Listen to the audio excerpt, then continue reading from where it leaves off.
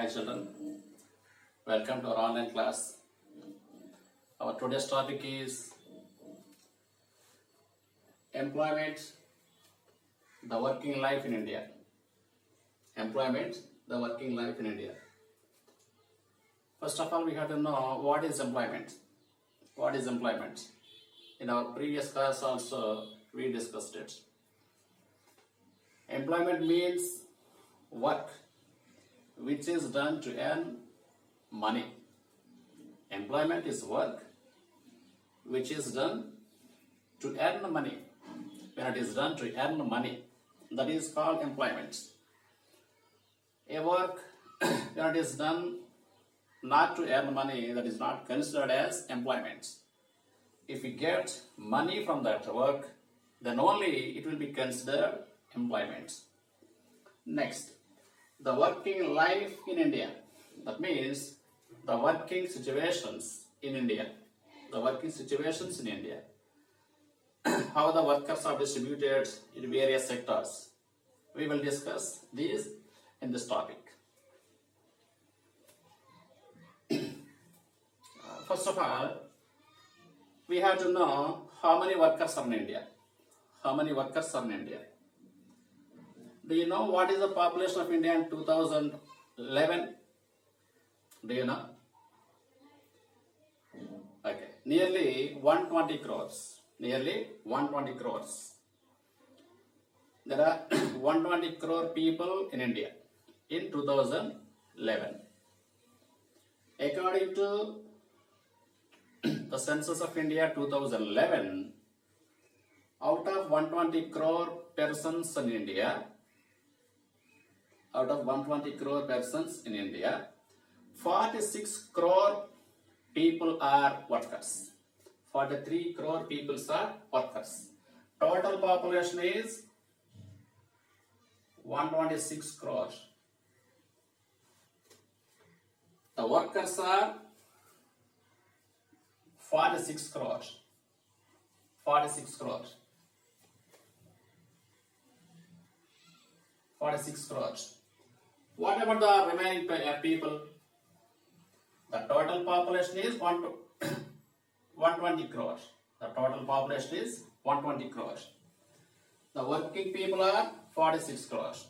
What about the remaining one? Generally, in any country, people can be grouped. People can be grouped into three categories. People can be grouped into three categories. The first one is children. Children, working age, children, working age, aged. These are the three groups of people. This is the classification. Who do we call children? Men below 15 years. Below 15 years are called children. Men above 59 years. Above 59 years. These are called aged people. Aged people means old age people. Old men or old women. Children and also aged people depend on this group. Depend on this group. What is the group? Working age group. Working age group. Those are above, they are 15 to 59 years age. 15 to 59 years age. That is the age group. That is the working age population of any country. For example, take for example your family. You and your grandparents are the dependents on your parents. You are the children in this example. You are the children. Your parents are the working people, working as people. Your grandparents are aged group. These two groups depend on working age. The working age is the number of the working age people in India is 46 crore. What about the remaining one? Nearly 74 crore people are dependents. Only 46 crore people are workers in India. How many workers in India? Only 46 crore workers are in India. In your textbook, 1.2 billion is given there. 1.2 billion. What does that mean? What is the meaning of billion? Billion means billion is equal to 100 crores.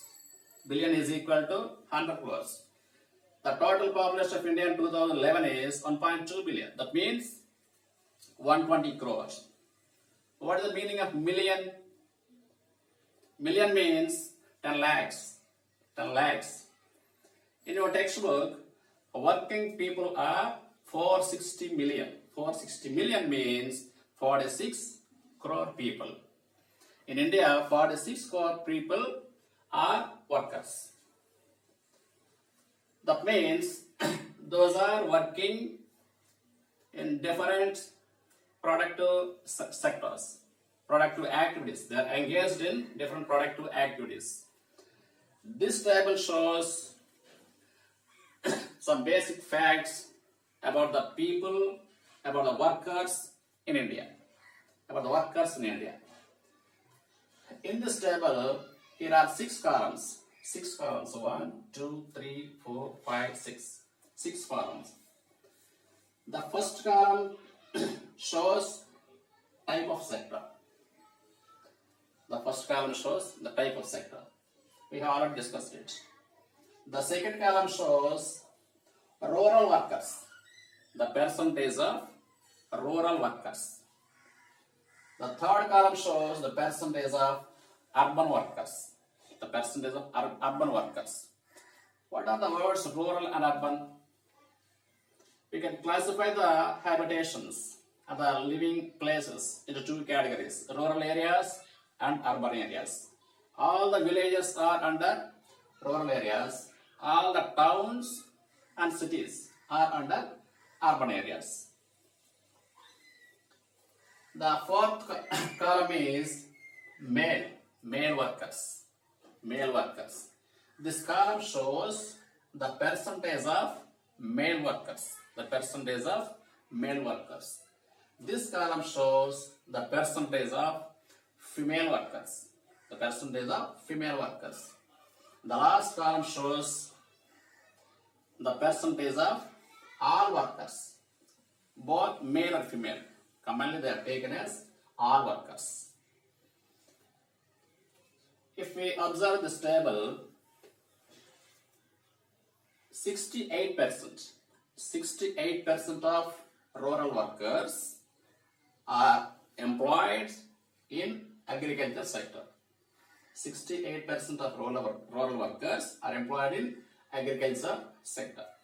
70% of rural workers are getting employment in industry sector. Only 15% of rural workers are getting employment in services sector. Which sector provides maximum employment opportunities to the rural people? Can you answer me? Okay.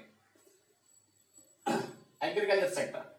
Agriculture sector provides 68% of employment opportunities to the rural people.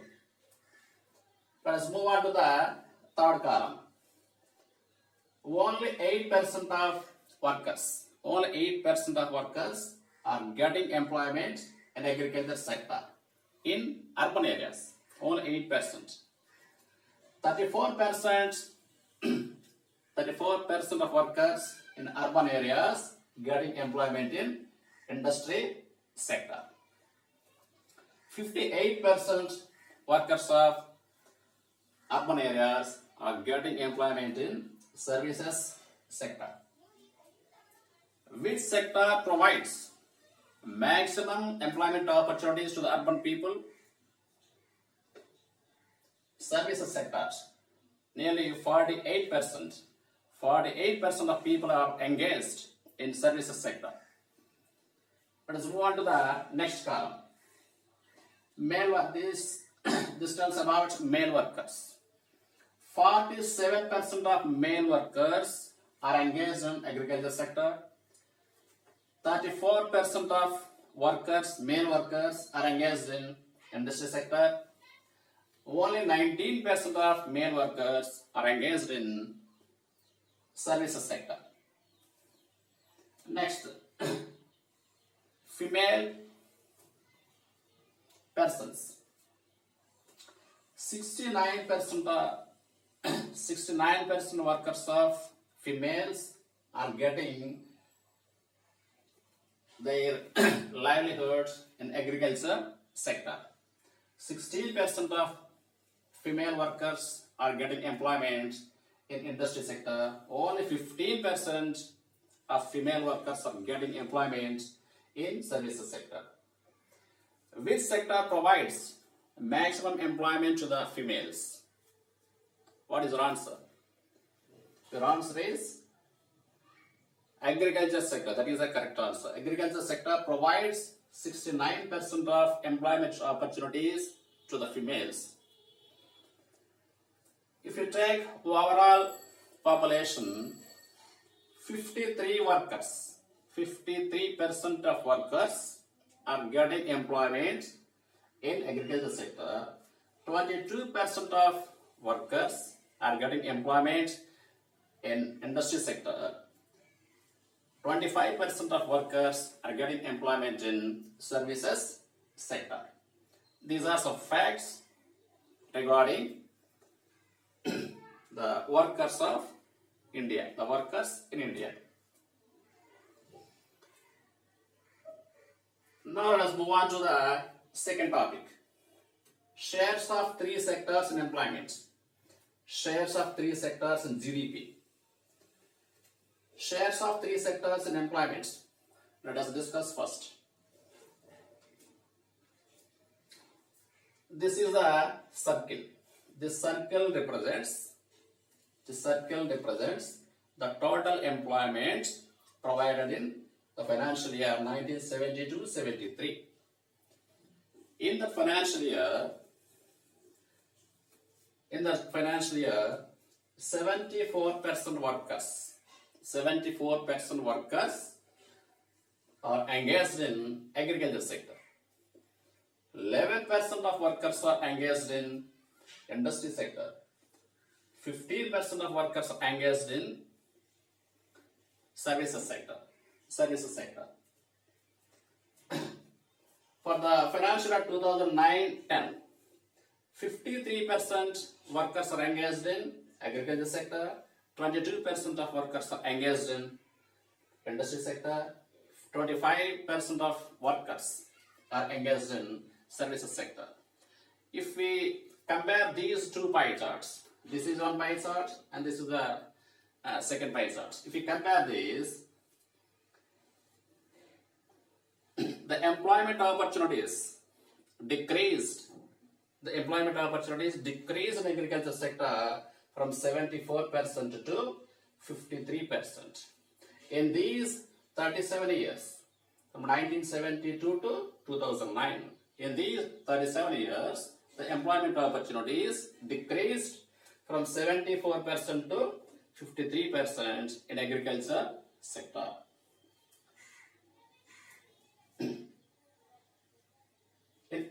In industry sector, the employment opportunities increased.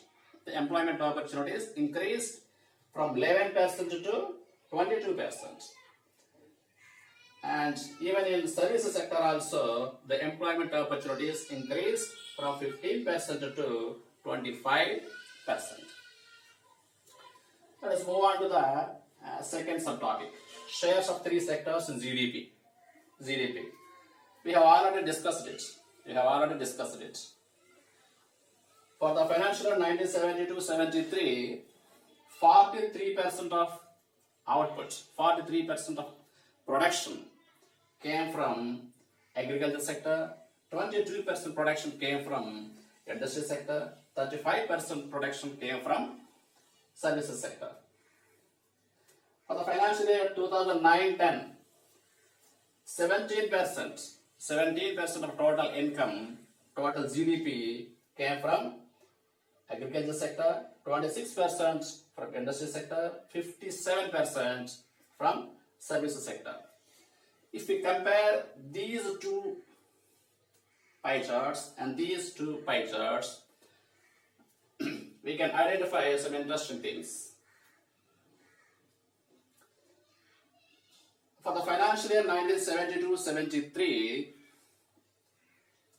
74% workers are engaged in agriculture sector. Is it clear? 74% of workers are engaged in agriculture sector. They produced 43% of total output in the GDP of 1972-73.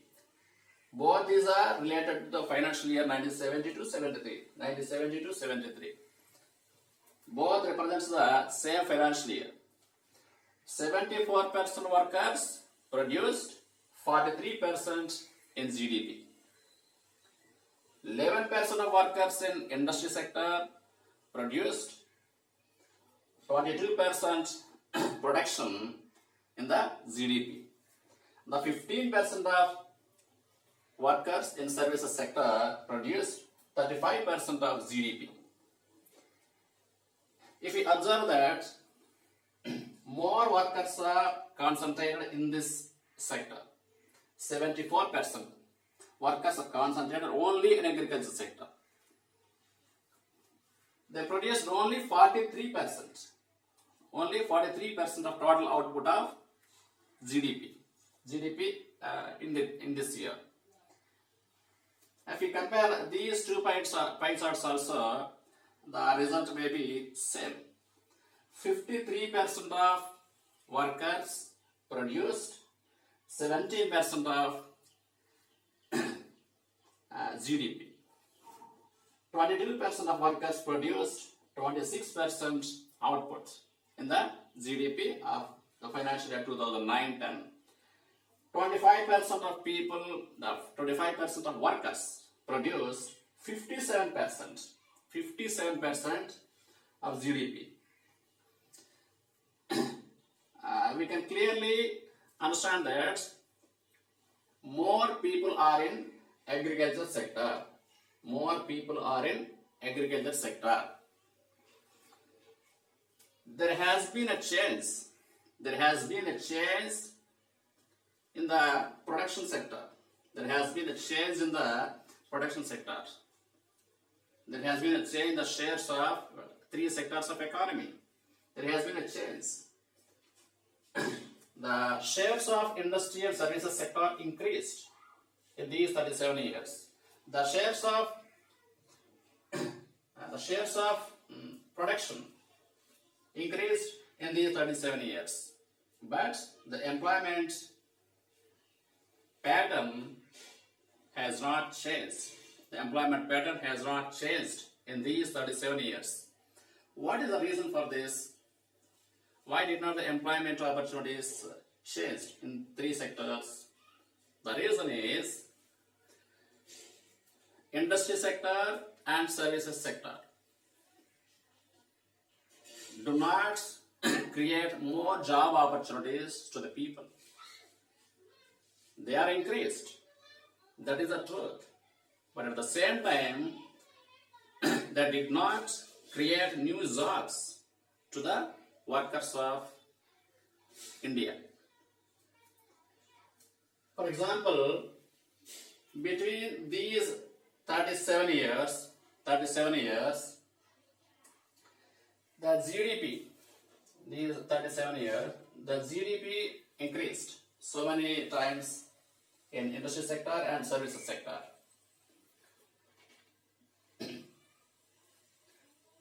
Even the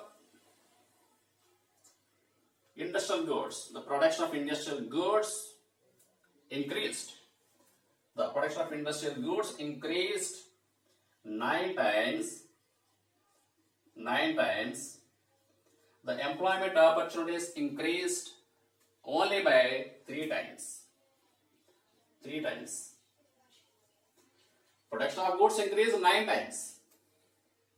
Employment opportunities increased only by 3 times in industry sector. This is for industry sector.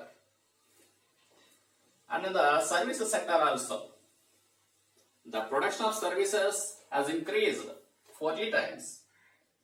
14 times. But the job opportunities, but the employment opportunities increased only by 5 times. Only by 5 times. These two examples shows us there are lack of jobs. The lack of more jobs in industry sector and services sector. So, more people are still remaining in agriculture sector. Agriculture sector. If we, even though some people move out from the sector, the production will not be changed. Once I'm repeating this, even though some people move out from the sector, the production will not be changed. Because here are more people than need. When will they go to other sectors? If the other sectors create more jobs. But unfortunately, they are not creating more jobs to reach the needs of people in agriculture sector. In agriculture sector, the workers have work in some months only. In the remaining months, they have no work to do. Actually, this is one type of unemployment. This is not visible. This type of unemployment is called underemployment.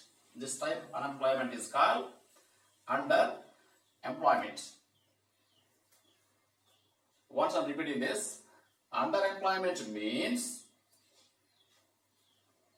a type of unemployment. In the type of unemployment, part-time employment is provided to the people, but they don't have full-time employment. That is not visible as regular unemployment. So, that is also called disguised unemployment. Disguised means change of appearance. That is also unemployment, but it is not clearly visible to us. For some months they have work. For some months they have no work. Such type of unemployment is called underemployment or disguised unemployment.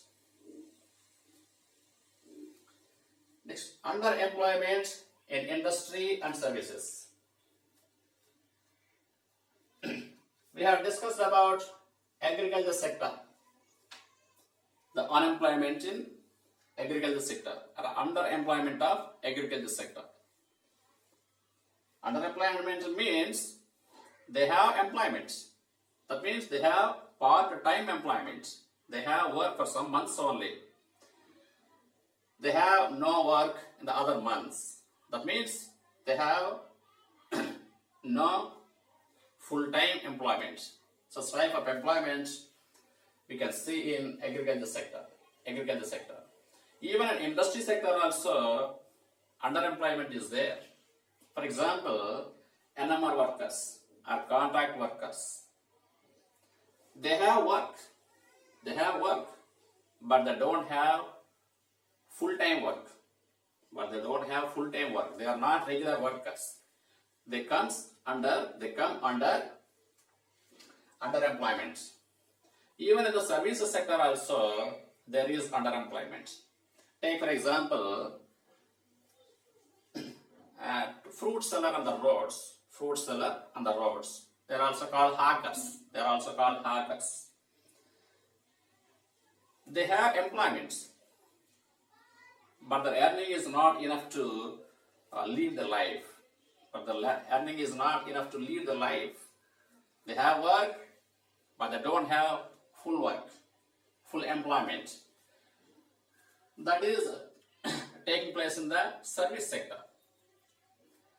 And also some workers are in services sector also. They have work for some time. For the other time, they may not have full work.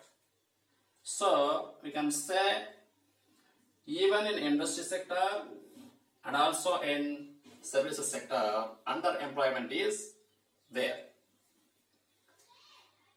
Finally, let us conclude the lesson. We discussed 4 points in this lesson. What are they? The first point is distribution of workers in India for the financial year 2009-10. We have discussed very clearly by using this table. There are 46 crore workers in India. We discussed about the position in rural areas, urban areas, male, female, and total workers. And the second topic, shares of 3 sectors in employment, shares of 3 sectors in GDP. By comparing these 2 examples, we discussed underemployment or disguised unemployment. Disguised unemployment. And finally, we discussed that even in industry and services sector, they have underemployment situations. They have underemployment situations or disguised unemployment situations. Okay, thank you.